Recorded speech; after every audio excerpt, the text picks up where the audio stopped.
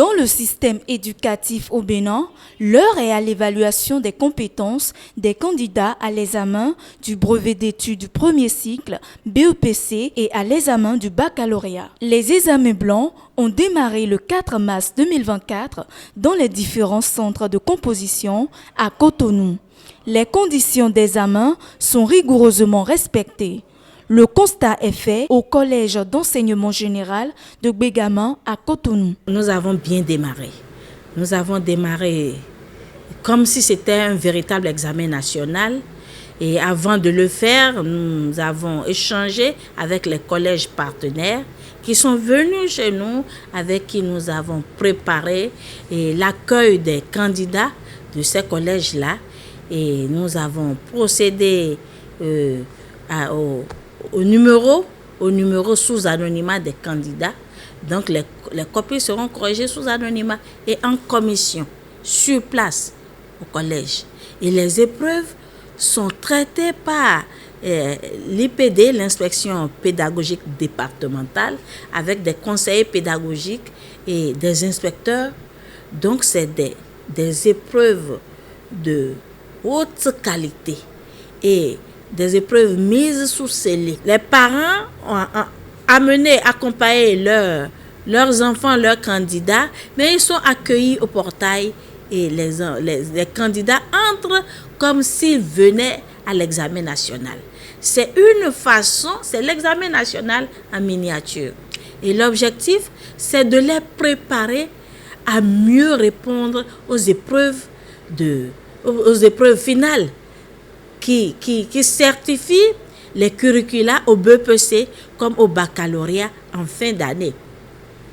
Et c'est pour qu'ils soient aptes à véritablement répondre à ces épreuves-là, parce que ces épreuves proviennent des curricula, des enseignements, des chapitres, des compétences qu'ils ont reçues tout au long de l'année. Donc, c'est pour les aguerrir davantage, pour les préparer convenablement. Un examen national, un examen où tout le monde peut réussir.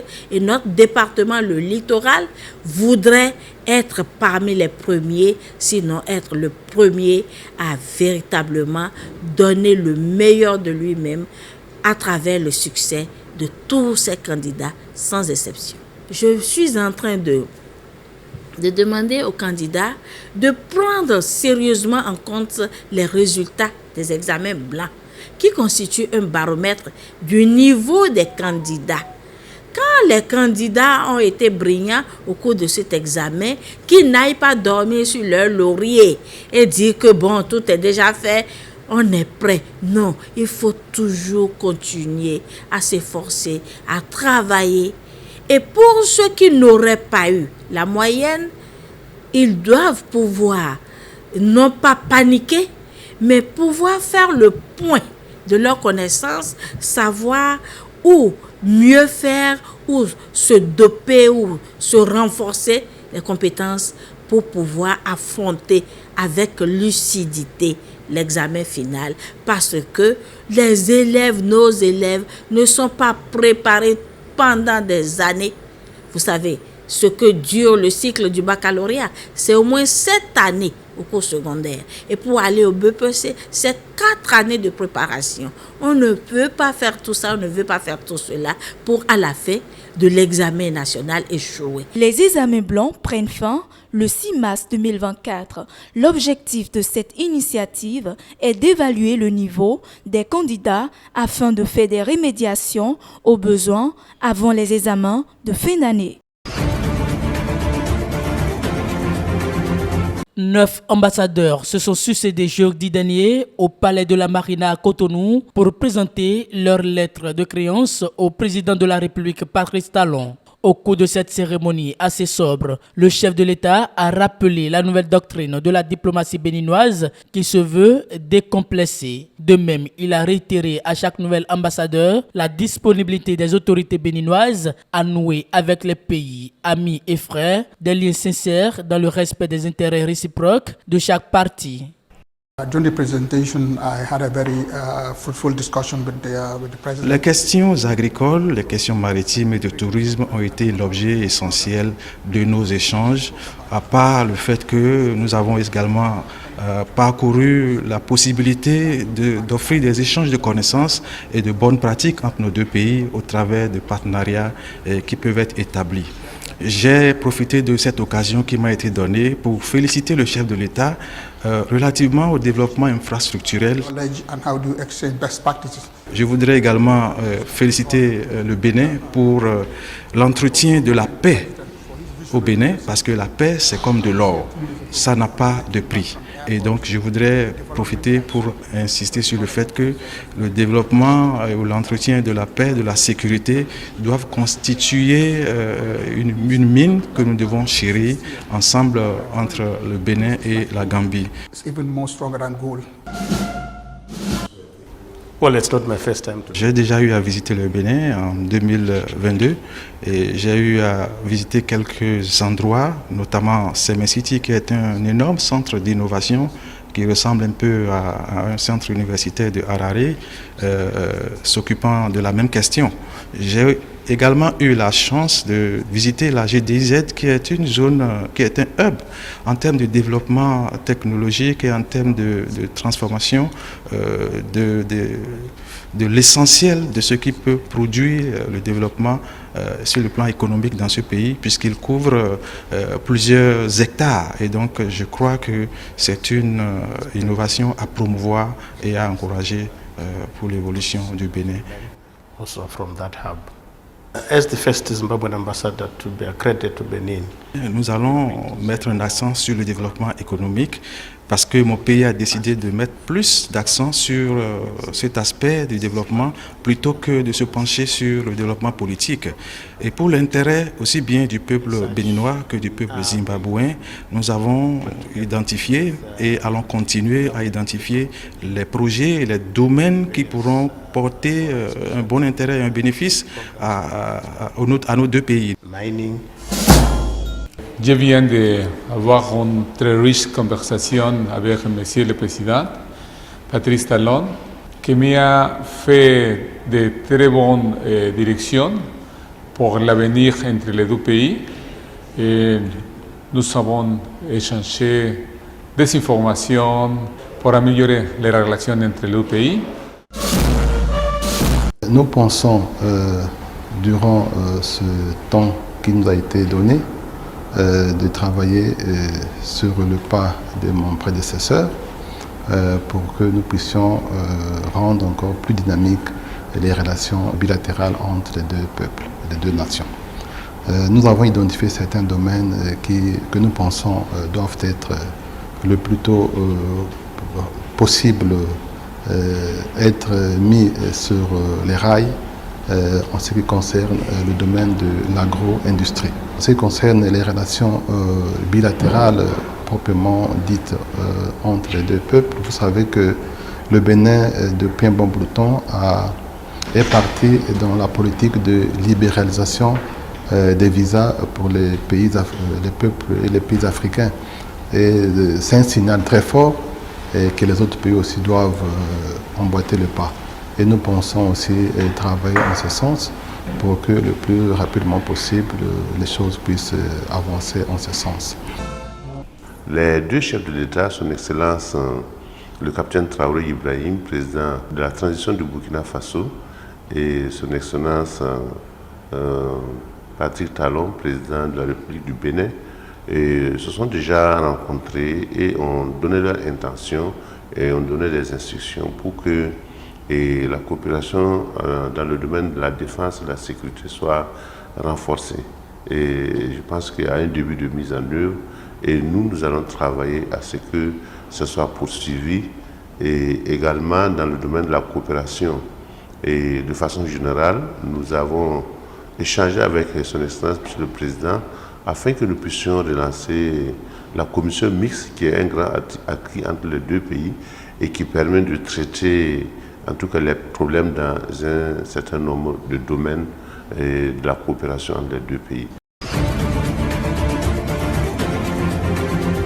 Ce n'est plus une rumeur. Une délégation de la douane nigérienne est bel et bien à Cotonou depuis dimanche. Dans la matinée de ce lundi, les émissaires du nouvel homme fort du Niger ont eu une première séance avec l'administration douanière béninoise. Le directeur général a été très marqué par la promptitude avec laquelle vous avez fait suite à sa lettre demandant l'organisation de la présente mission et de votre engagement à assurer les conditions les meilleures pour les discussions qui en découleront. Il nous charge de vous exprimer toute sa reconnaissance. Mesdames, Messieurs, dans quelques jours, le Niger amorcera le processus d'exportation de son pétrole brut.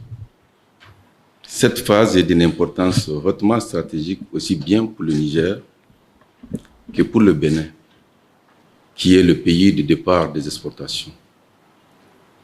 Je veux dire combien nos administrations douanières gagneraient en créant une synergie d'action afin de parvenir à des opérations de transit et d'exportation du pétrole brut pour les meilleures conditions, conformément aux instruments juridiques internationaux auxquels nos deux pays ont adhéré. Et c'est dans ce cadre que s'inscrit la présente mission qui vise à explorer avec vos services techniques les contours juridiques et matériels à même d'assurer une présence permanente des agents de douane du Niger sur votre territoire. À charge pour ces agents de délivrer les documents d'exportation. Je me permets d'espérer que nos discussions sortiront des propositions que nous soumettrons à votre haute attention, ainsi qu'au colonel Abou Bandouati, directeur général des douanes du Niger. Nous savons que nos autorités au plus haut niveau tiennent à ce que ces opérations d'exportation se fassent en bon ordre. C'est pourquoi je me permets le devoir de vous rassurer que toutes les options seront étudiées afin de parvenir à un résultat à la hauteur des attentes. Nous mettrons notre séjour à profit pour visiter le site de Sémé et discuter avec les intervenants sur la plateforme et c'est dans l'optique de vous produire un rapport qui se passerait de toute observation négative. Cette rencontre sera élargie plus tard à d'autres personnes. Au menu des discussions, le projet majeur d'oléoduc reliant le Bénin et le Niger. C'est un projet de transport du pétrole d'Agadem au Niger vers la station terminale de Semekodi du côté béninois.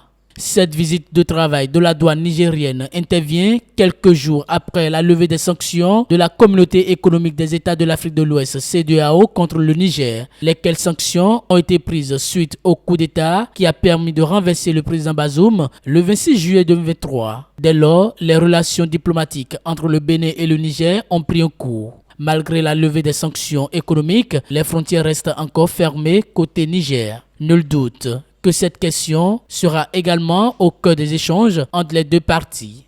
On a reçu votre demande d'une visite pour une mission de prospection du projet WAPO et nous avons été honorés que vous veniez ici et on sait que ce projet est l'aboutissement de beaucoup d'années de travail et de coopération et on sait que la coopération entre les douanes nigériennes et les douanes béninoises ont toujours été en plein de beaucoup de travail et de coopération. Ce projet est un projet de plus pour tisser les liens entre le Bénin et le Niger. Pendant cette période d'une semaine, on va devoir travailler en étroite collaboration pour l'aboutissement de tout ce travail qu'on a fait et pour l'harmonisation de nos procédures afin que ce projet soit effectif. L'opérationnalisation de ces activités dans le cadre du projet Pipeline WAPO et dans le cadre de l'export du pétrole nigérien soit effective ici au site Sémé.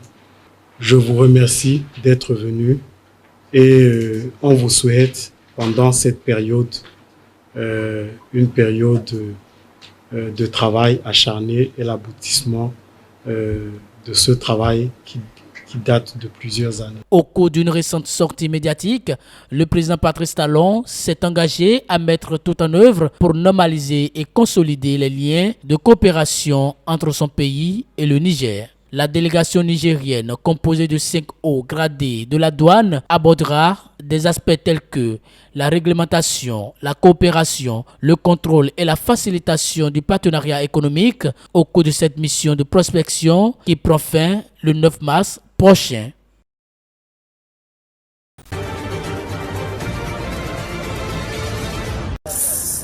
Au Nigeria, les attaques contre les réserves de céréales se multiplient. C'est la crise alimentaire. L'inflation limite le pouvoir d'achat des populations qui prennent d'assaut les entrepôts de l'État à la recherche de vivres. Dimanche, une scène de pillage a poussé les autorités nigérianes à renforcer les mesures de sécurité autour des stocks de nourriture dans tout le pays. En février, le Sénat avait demandé au gouvernement nigérian de mettre en place des bons alimentaires. Selon le journal Daily Post Nigeria, cette mesure serait mise en place de façon provisoire pour tenter de faire reculer l'insécurité alimentaire. Elle devrait concerner plus de 26 millions d'habitants en 2024, soit plus d'un Nigérian sur 10. L'insécurité alimentaire préoccupe depuis bien longtemps au Nigeria. Le pays le plus peuplé d'Afrique est également confronté à une insécurité généralisée depuis plusieurs années. Les agriculteurs sont parfois la cible de groupes armés terroristes qui sévissent dans le pays.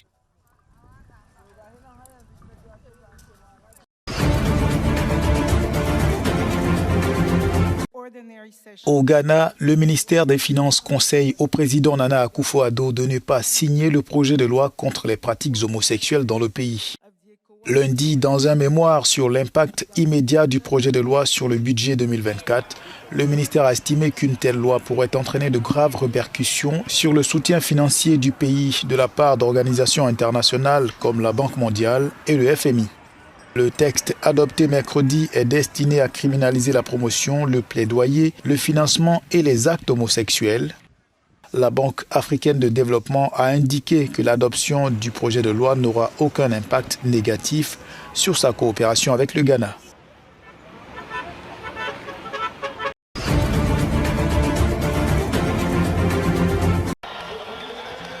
Les États-Unis ont imposé lundi des sanctions contre le président zimbabwéen Emmerson Mnangagwa, mais pas que. Son épouse, Auxilia Mnangagwa, le vice-président zimbabwéen Constantino Chiwenga et 8 autres hauts fonctionnaires sont aussi sous le coup des sanctions américaines. La mesure s'inscrit dans le cadre du programme mondial des sanctions Magnitsky, a fait savoir le secrétaire d'État américain.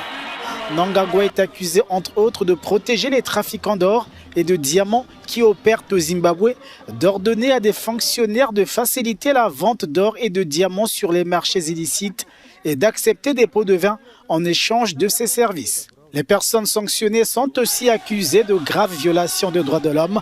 Par conséquent, leurs biens et intérêts dans les biens se trouvant sur le territoire américain ou qui sont gérés par des Américains sont bloqués.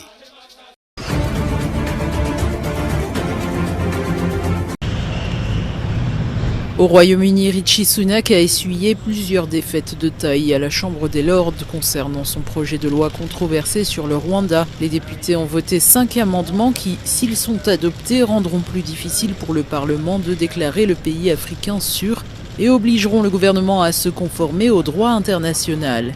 Les votes ne rejettent pas complètement le projet de loi mais déclenchent une partie de ping-pong parlementaire entre les Lords et les communes jusqu'à ce qu'un accord soit trouvé.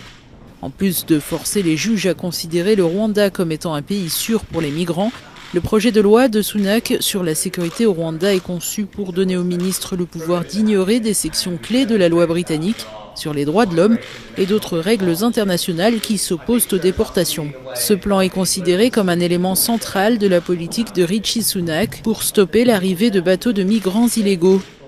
Le projet de loi devrait être adopté d'ici la fin du mois et les ministres ont promis que les premiers vols vers le Rwanda auraient lieu au printemps.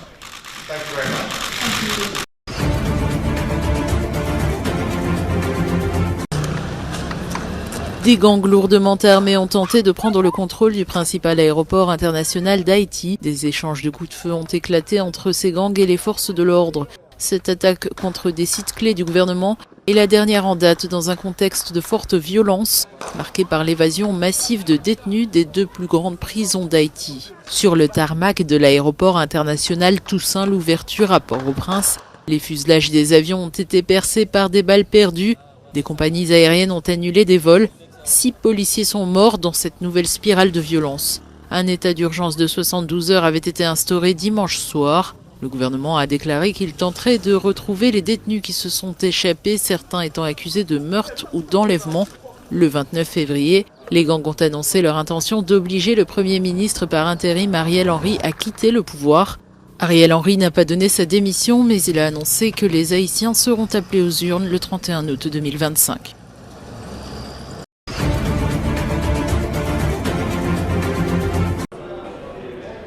Le ciel africain est de plus en plus sûr, selon l'Association internationale du transport aérien.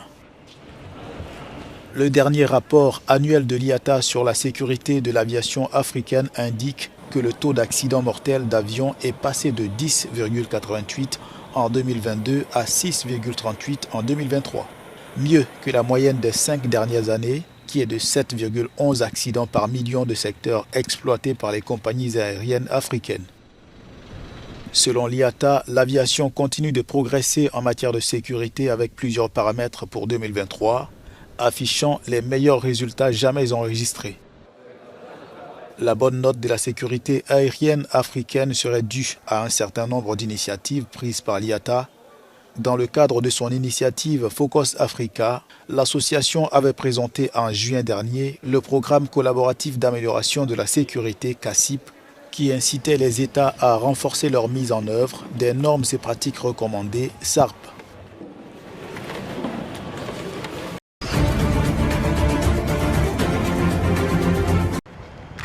L'Algérie s'engage aux côtés du Mozambique contre les enlèvements et l'insurrection djihadiste qui touchent principalement la province de Cabo Delgado, au nord de l'ancienne colonie portugaise. Une décision qui intervient à la suite de la visite de 4 jours du président mozambicain Filipe Nyusi en Algérie. Les deux pays entretiennent des liens historiques profonds. Pour rappel, les premiers guerrilleros de la guerre de libération du Mozambique avaient été formés en Algérie. Le président Nyusi a déclaré dimanche aux médias que l'Algérie avait promis un soutien immédiat à la force locale, celle qui lutte contre le terrorisme. L'aide se structure autour de la formation des soldats mozambicains et la fourniture de matériel. Ces derniers jours, la province de Cabo Delgado a souffert des passages réguliers des mouvements djihadistes qui pillent les stocks de nourriture. La localité est convoitée pour ses ressources naturelles.